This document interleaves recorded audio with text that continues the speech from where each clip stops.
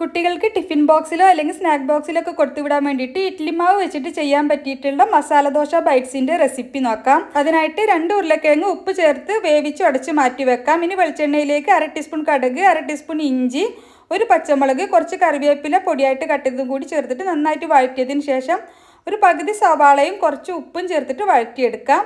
ഇനി ഇതിലേക്ക് 1/4 ടീസ്പൂൺ മഞ്ഞൾപ്പൊടി ചേർത്തിട്ട് നന്നായിട്ട് മിക്സ് ആക്കിയതിന് ശേഷം വേവിച്ച് അടച്ച് വെച്ചിട്ടുള്ള ഉരുളക്കിഴങ്ങ് ചേർത്തിട്ട് നന്നായിട്ടൊന്ന് മിക്സാക്കി എടുക്കാം. ആദ്യം എല്ലാം കൂടി നന്നായിട്ടൊന്ന് മിക്സാക്കി യോജിപ്പിച്ചതിന് ശേഷം ഇതിലേക്ക് 1.5 ടേബിൾ സ്പൂണോളം പൊടിയായിട്ട് കട്ട് ചെയ്തിട്ടുള്ള മല്ലിയില കൂടി ചേർത്തിട്ട് നന്നായിട്ട് മിക്സ് ആക്കിയതിന് ശേഷം നമുക്കിത് തണുത്തതിന് ശേഷം ചെറിയ ബോൾസാക്കി ഉരുട്ടിയിട്ട് മാറ്റി വെക്കാം.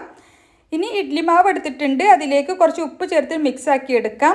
ഇനി ഉണ്ണിയപ്പച്ചട്ടിയിലാണ് ഈ മസാല ദോശ ബൈറ്റ്സ് ഉണ്ടാക്കുന്നത്. അതിനായിട്ട് ഓരോ കുഴിയിലേക്കും കുറച്ച് ഓയിലോ നെയ്യോ ബ്രഷ് ചെയ്ത് കൊടുക്കാം. എന്നിട്ട് ഓരോ കുഴിയിലേക്കും 1/4 ഭാഗത്തോളം മാത്രം മാവ് ഒഴിച്ചു കൊടുക്കുക. എന്നിട്ട് അതിന് നടുക്കിലേക്ക് ഓരോ മസാല ദോശ ബോൾസും വെച്ച് കൊടുക്കാം.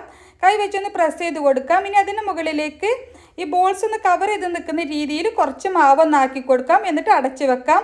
അടിഭാഗം ഒന്ന് സെറ്റ് ചെയ്ത് തുടങ്ങിയാൽ നമുക്ക് ഇതൊന്ന് മറിച്ചിട്ട് കൊടുക്കാം. എന്നിട്ട് വീണ്ടും ഒന്ന് അടച്ചു വെക്കുകയാണെന്നുണ്ടെങ്കിൽ പെട്ടെന്ന് തന്നെ വെന്ത് കിട്ടും. അപ്പോൾ 2 സൈഡും നന്നായിട്ട് മൊരിഞ്ഞ് ഗോൾഡൻ കളർ നിറമായാൽ നമുക്കിത് പാനിൽ നിന്ന് മാറ്റാം. ഇഡ്ലിയുടെയും ദോശയുടെയും ഒക്കെ കൂടെ കഴിക്കുന്ന ഏത് ചട്നിയോ ചമ്മന്തിയൊക്കെ കൂട്ടി കഴിക്കാനും അടിപൊളിയാണ്. റെസിപ്പി ഇഷ്ടമായെങ്കിൽ ലൈക്ക് ചെയ്യണേ.